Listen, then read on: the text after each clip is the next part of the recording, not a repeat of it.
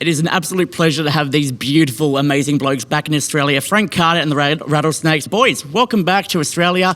We turned the weather on. It's nice and wet outside, so it feels just like home, hey? Pretty much, yeah. Yeah, we brought the English summer with us. So. It's good to finally, get back to Australia again and have it feel a little bit more like home. So, you're not going to get homesick again being over here, which is the first time since April last year with Bring Me the Horizon. We never really get homesick. The world is our home, So, and we've played I've been to Australia many, many times. Dean's toured here relentlessly. So for us, it kind of feels like home from home anyway. Yeah. Whether the sun is shining or the rain is pouring, we're pretty comfortable. We've got our favourite restaurants even. It's weird to be so far from home and then just walk out in the street and you just know the place, But I like that. And it's kind of that situation now of when you come here that often, you're going to walk down the street and people are going to be like, is that them? Is that Frank Carter and the Rattlesnakes? And do you get that here? Yeah, we get it everywhere we go, right? Pretty much. I think Dean gets it more than I do, but what? No, you just get over here. You expect it less, I think, just because we're further away from home. But it's just the same. So someone will just surprise you and be like, "Enjoy the show," and you'll be like, "Oh, Yeah. That was kind of weird yesterday. Yeah. The guy was late 50s. Yeah. And just chilling at a traffic light, and it's like, "Oh, hey Frank, have a great show." And I was like, "The fuck?" Just literally in passing, no idea who this guy is. No. But he just seemed he's just really chill, really calm, just on a lunch break from the office. We'll see him later. Yeah, I was like, okay. I mean, you have this this relationship with Australia. The thing that I loved was when you were teasing the fact that you guys were coming back, you actually used a photo from South Bank, which not a lot of bands tend to do. They tend to forget Brisbane exists and either go for something in Sydney or Melbourne. Was that intentional to do that? Or was it just like, hey, here's a photo from the last time we were touring Australia. That'll do. Let's put the cities hidden around there so people know it's Australia. We're pretty... Everything we do is considered. Do you know what I mean? And like you said, it's easy to drop a place that everybody knows. For us, we quite enjoy going a bit deeper with things, and that's the real teaser. Then because everybody in Brisbane went nuts. Oh shit! We did. Not gonna lie, we actually felt like we existed for once. That kind of thing. Yeah. So it's fun. Well, we've got a special celebration we need to have today. Today is officially the day 1 year after that you announced the album End of Suffering and you released a video for Crowbar. So congratulations, happy anniversary. You've got a 1-year-old now. Frank, obviously you have a child as well too, but how does it feel with this one now? Celebrating a year since you told the world about this album. Very good, yeah. Pretty good. It's been a strange year, because it's... The lead up to Modern Ruin felt really, really long. Yeah. Even though we'd written those albums, Modern Ruin and Blossom back to back. So in that space of those 3 years, those two albums, it felt like it dragged. It felt like it was a long, long time before it came out. And with End of Suffering, we were so prepared, so ready to release it. The minute it came out, it's like it's almost over before it's even begun. And I think in that time between Modern Ruin and End of Suffering, a lot has changed in the industry. Yeah. The way people consume music now is different even from 2 years ago. So it's much more instant grat now, and it can feel like things move on a little quicker. Yeah. So basically, you get to today, and you've got a 1-year-old, and you feel like you've got a 16-year-old. Do you know what I mean? It's just a bit fucking like, what the hell, man? And it's just suddenly this album's got a shitload of attitude that you didn't want it to have. And then that's also how things develop naturally. You look, the album, the minute we release it, it's not ours anymore. Yeah. Until that moment when it's out in the public, it's ours. It just belongs to us and the people that have worked on it. And that's a really special moment. That is when I get my listens in. It's like I'm relentless. I just listen over and over and over to make sure we haven't missed anything, but also to enjoy it. The minute it's out, it belongs to everybody else, and then you have no idea whether it's going to grow up really fast or grow up at all. And look, we've seen the growth and development of this album, which has just been insane. From what I've seen, fans, reaching out saying how this album helped them, how this album saved them. I'll admit this personally, I'm going through a bit of a shit state right now today, and no, thank you. I want to thank you for the reason for releasing the song Anxiety, because I found that music is a cathartic way to sort of, express your emotions and get it out there. I wish I could write a song, but I can't sing or do anything in a band to save my life. So I turn the music to help me out. And if it wasn't for that song or other songs that were released just like that, a lot of us might not be in this situation of being able to get through these emotions and situations we're going through. So the fact that you've put this album out, people have been sitting on it for almost a year up until it gets released, it just goes to show that, you're putting your heart and soul into these songs and you're putting it out there for the world to see, and people are listening and going, you know what, I'm just like Frank. He's a guy I look up to and listen to. The Rattlesnakes are just, you put this amazing sound behind these lyrics and it just brings you in and encapsulates all of these emotions and feelings. So the fact that you can do that and then jump on stage and continue to play these songs with these people who grow more and more so as time goes by, it's a beautiful, amazing thing that you need to be commended for. So thank you for doing that. Couldn't have said that better myself. I rambled a bit, didn't I? Yeah. No, not at all. You nailed it. Yeah, thank you very much. We appreciate it. We do. So have you noticed over the past year, like stories like that, more so people reaching out and going, this is the album that helped me, this is the album that changed me? Absolutely. I mean, everybody has a connection to whether it's all of our albums or one of our albums particularly, but End of Suffering, I think the fact that I kind of went so direct and so clear, and we almost we had a little bit of restraint on the music. We gave a lot more space for the music to do more talking and the lyrics to do more talking. It was suddenly as if we removed the oppression. It's less attacking, and people could actually sit and really immerse themselves in it. And in doing so, they can hear everything a lot clearer, and suddenly they're just like, holy shit, this is really heavy. And this is exactly how I think about these situations.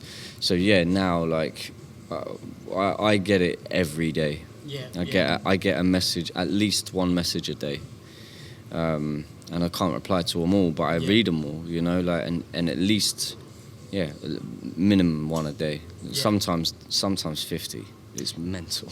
And it helps you, I guess it helps you with your issues and things like that to know that, you've put this out there, and while you're struggling with it, you're in turn helping someone who might not have had the opportunity to reach out for help, who might not wanted to speak to a friend yet. They can listen to this album and go, all right, I need to make that change. I need to make that jump and do that. That's a beautiful part of it. And obviously, that's a wonderful sort of byproduct of the fact that I was, but it's not, that doesn't help me with my problems at all. It's one of those things, like my problems are my own, and I've had to do an enormous amount of work just to really understand them and try and get over them. My close friends and family, they really help me through that just by giving me patience and new perspective every now and again. But we're musicians, we're artists, and the point of an artist is to ask the questions that not everyone can. My gift is finding words, so I find the right words for people, and to hopefully open the doors so that when they are having a moment, they put on a record like I used to when I was 16, like you used to when you were 16, and in those songs, in those riffs, in those lyrics, there's a connection, and that explains a problem in the world to you clearer than you could explain it yourself. And it's that, I think, is a huge achievement when you're able to do that, and we, luckily for us, we've been able to do it a lot. And that's why I think our music speaks to people the way it does. Now, the last time you were here was supporting Bring Me the Horizon on that East Coast tour, and there's one thing from that show that has stuck with me ever since. I've been thinking about it since that show, and the amount of times it comes up is insane. It's when you bared your soul, Frank, in front of the world and said that you wouldn't be here if it wasn't for Dean. And what I wanted to talk about from the perspective of what you were saying before, you're still trying to get through these struggles yourself. You're going through on a daily basis. But Dean, from your perspective, you could have take on the role of you're that friend who has a friend or a family member who's going through this. What's some important ideas or things that these people should do to reach out to their friends and family members to help them through that difficult situation? I think, I don't know, I think specifically with my relationship with Frank, I've never had to overthink it too much.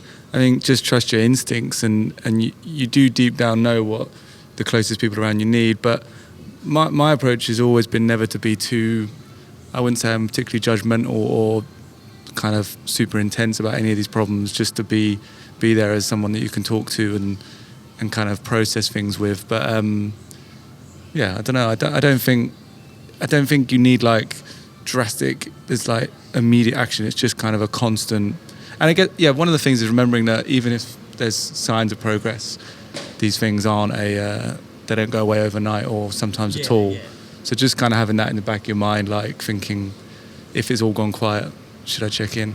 Yeah, that's it. Like, have that conversation. Everything all good where you are? That's cool. Yeah. Just checking in, that kind of thing. And then when they want to have that situation of sitting down to talk to you, they can vent to you, and then you can offer it. No communication is probably the biggest sort of like flag that someone isn't okay. It's probably in my experience, and that's not just with everyone I'm kind of close with. Like if people aren't talking at all, that's probably a sign that they've got some stuff they need to talk about. Yeah.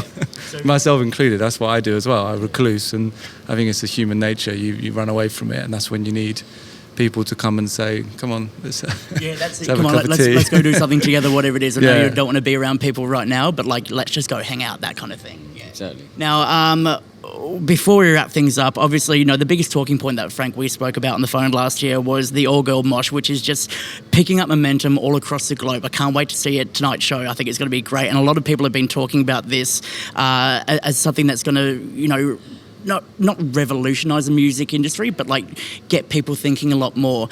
And when we put that chat up, I wrote a news article about it, and there was just a couple of people who just didn't get it. And so what I wanted to do in this situation is not like pick them apart and not rip into them. Were they men? Yes, they were men. Absolutely.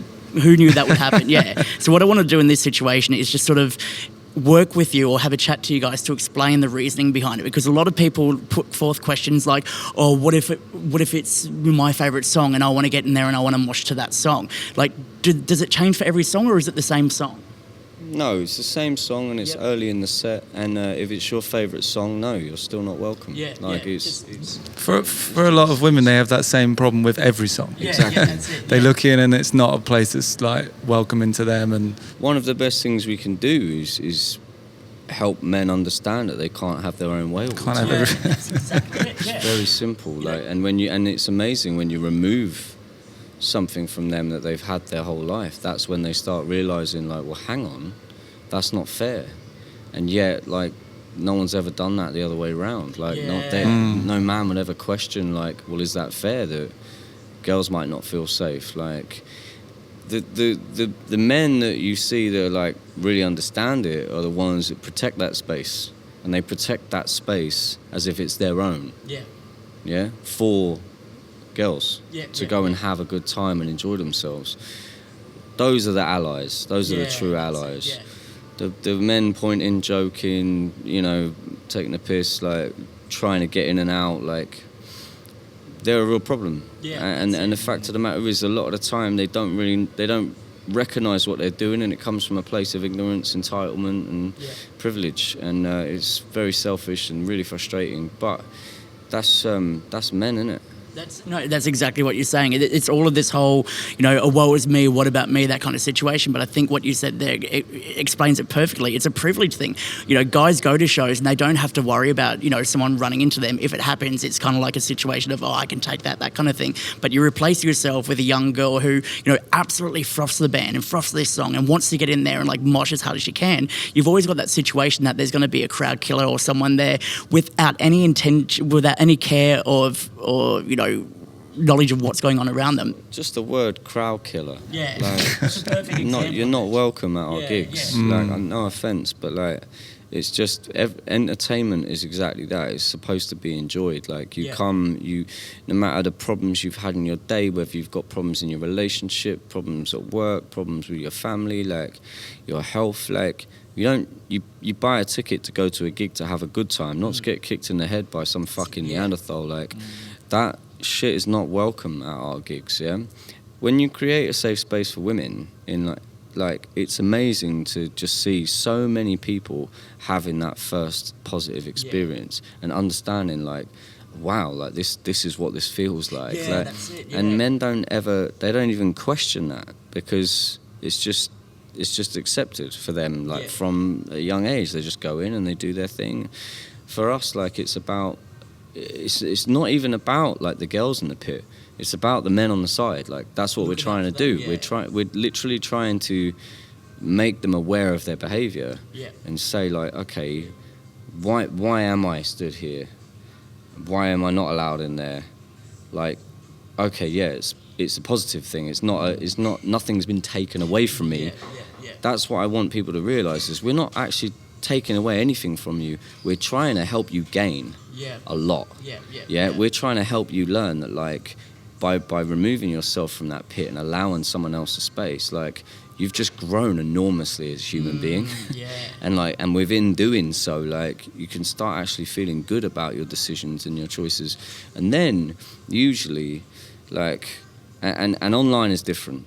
At our gigs, it's very different, because then for the rest of the gig, you've got this amazing atmosphere of us rather than us and them. It's just all of us together as a family. It really changes, out. doesn't it? Literally, just between that one song starting and finishing, it's like a different gig from then on. Well, having a look at the footage from Reading Festival, I mean, like, the girls had the biggest smiles on their faces, and, like, I've not seen so much joy at a show before like that, especially a heavy show like what you guys produce. So I think we need to see more of that, and then get photographers or whoever's there to film the reactions and go, this is what happens when you allow the women to have their moment, when you take a step back and go, you know what, I'm going to protect them, I'm going to give them something which is their own space. That's a beautiful, amazing thing that you guys are doing. So, like, you keep doing that, and I know that you've said that you will keep doing it. It's such a great thing. Yeah, forever and ever and ever. It's almost not even about that moment either. It's about, like, just sowing the seed and the rest of the gig. It's a different atmosphere.